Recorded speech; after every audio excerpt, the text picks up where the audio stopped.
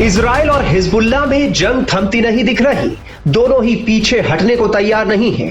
खबर है कि इजरायली सेना ने चंद घंटों में ही इजरायली प्रधानमंत्री बेंजामिन नेतन्याहू के घर पर हुए हमले का बदला ले लिया है। हिजबुल्लाह के मुख्य प्रवक्ता मोहम्मद अफीफ की रविवार को मध्य बैरूत पर किए गए इजरायली हमले में मौत हो गई है। सितंबर में इजराइल की सैन्य कार्रवाई में इजाफा होने और लंबे वक्त से हिजबुल्लाह के नेता रहे हसन नसरुल्लाह के मारे जाने के बाद अफीफ अपने संगठन का मीडिया में पक्ष रख रहे थे। अब इजरायली सेना ने उन्हें भी मार गिराया है। मोहम्मद अफीफ के मारे जाने से पहले इजरायली प्रधानमंत्री बेंजामिन नेतन्याहू के घर शनिवार को फिर 2 रॉकेट से हमला किया गया था।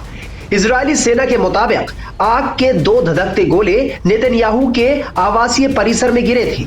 हालांकि इस दौरान प्रधानमंत्री और उनका परिवार मौजूद नहीं था। इससे पहले अक्टूबर में भी बेंजामिन नेतन्याहू के घर ड्रोन हमला किया गया था। बाद में हिजबुल्लाह ने इस हमले की जिम्मेदारी ली थी। तब भी नेतन्याहू और उनका परिवार उस वक्त मौजूद नहीं थे। हिजबुल्लाह ने मुख्य प्रवक्ता की मौत के बाद कहा कि जिस इमारत में अफीफ को निशाना बनाया गया उसमें सीरियाई बाथ पार्टी का कार्यालय था। साथ ही उन्होंने कहा कि आईडीएफ ने हमले से पहले कोई चेतावनी नहीं दी थी।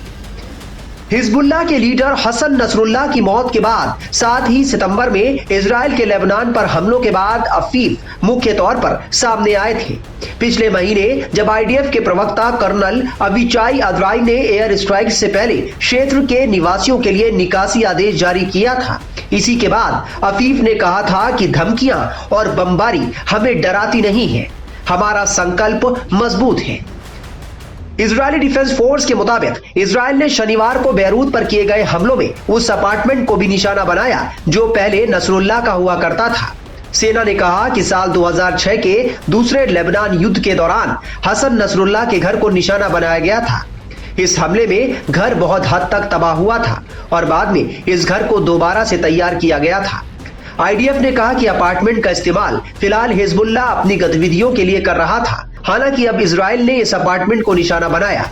उधर इजराइल से आई एक और खबर ने दुनिया को चौंका दिया है। रिपोर्ट के मुताबिक गाजा में इजराइल के बहुत से सैनिकों की मौत हो चुकी है और अब वहां सैनिकों की भारी कमी पड़ने लगी है। रिपोर्ट में यह भी दावा किया गया है कि इजराइल के नौजवान फौज में भर्ती नहीं होना चाहते। जब से ये रिपोर्ट आई है हर किसी के जुबान पर सिर्फ एक ही सवाल है कि क्या नेतन्याहू की युद्ध नीति फेल हो गई है? क्या इजराइल गाजा युद्ध हार रहा है? गाजा में जंग लड़ते लड़ते इजरायली सेना के हौसले पस्त हो चुके हैं और अब मीडिया की रिपोर्ट्स के मुताबिक कई इजरायली सैनिक जंग के मैदान से भागने लगे हैं। इजराइल की रिजर्व सेना ने भी जंग का हिस्सा बनने से इनकार कर दिया है। इसलिए अब इजराइल अपनी सेना में विदेशी लड़ाके भी भर्ती करने लगा है।